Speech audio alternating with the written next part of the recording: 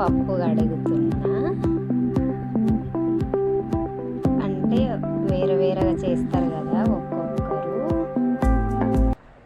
నేనైతే పప్పు కడుగుతున్నా. చూడండి, ఇప్పుడు పాలకూర కడిగి వేస్తున్నా.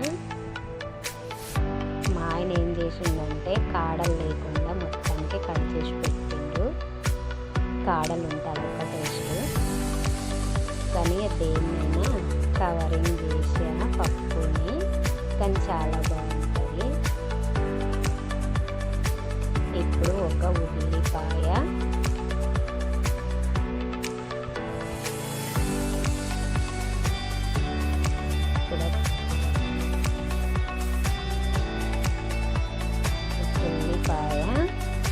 వేసుకుందాం.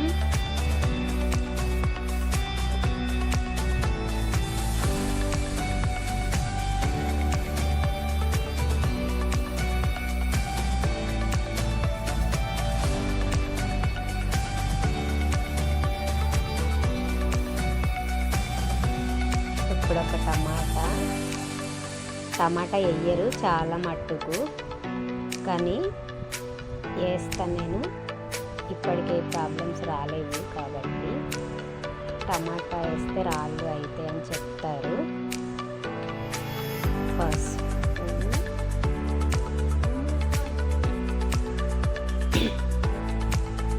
ఉప్పు, తర్వాత కారం. అంటే ఎవరు వండుకునే దాన్ని బట్టి ఎక్కువ తింటారు తక్కువ తింటారు. మాది ఊరు కారం కాబట్టి నేను కొంచెం, మా పిల్లలకు కూడా బాక్స్లోకి ఉండాలంటే కొంచెం కారం ఎక్కువనే యూజ్ చేస్తాను. ఎందుకంటే రైస్ సప్ప పడకుండా. చింతపండు కంపల్సరీ, పులుపు, టమాటానే వేసి ఊరుకోను. చింతపండు కడుక్కొని క్లీన్ చేసుకొని వేసేస్తాను.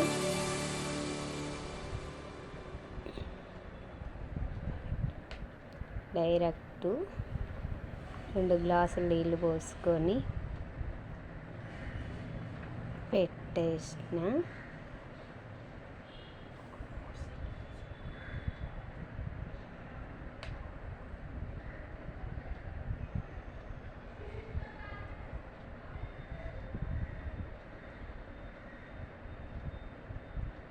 అయిపోయింది.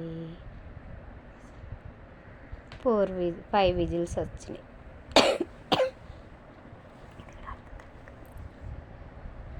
ఎల్లిపాయ పోపు, మాకు ఎండుమిర్చి కూడా వేసుకుంటారు, కానీ మాకు ఎండుమిర్చి అయిపోయినాయి. ఎల్లిపాయ, ఎండుమిర్చి అన్నీ వేసుకోవచ్చు.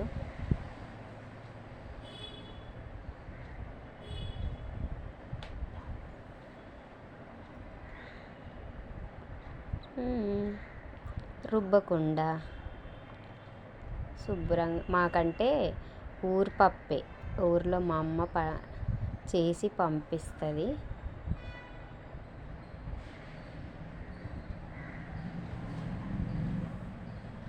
పోపు దినుసులు ఎట్లాగో తెలుసు కదా అందరికీ.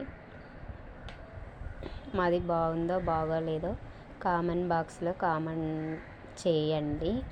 మేము ఈ మధ్యనే వీడియోస్ చేస్తున్నాము, ఏమనుకోకండి. ఫోజులు కొట్టి తీసిందని కూడా అనుకోబోకండి.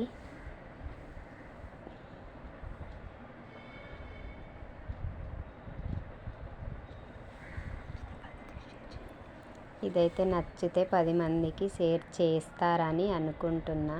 నచ్చినా నచ్చకపోయినా మీ ఇష్టం.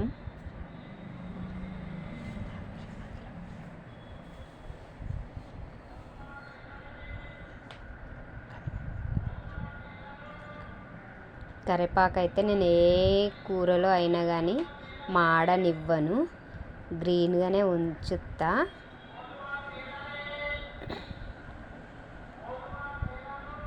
ఇదొక నాకు ఏంటిది మాయరోగం అంటే టైల్స్ మీద పడకుండా కిందికి పెట్టి పోస్తాను, నాకు శుభ్రం ఎక్కువని.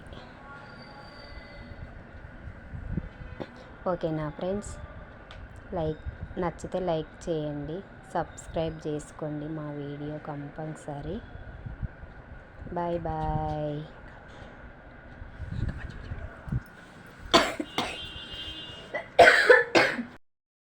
రెడీ అయింది, చూసుకోండి.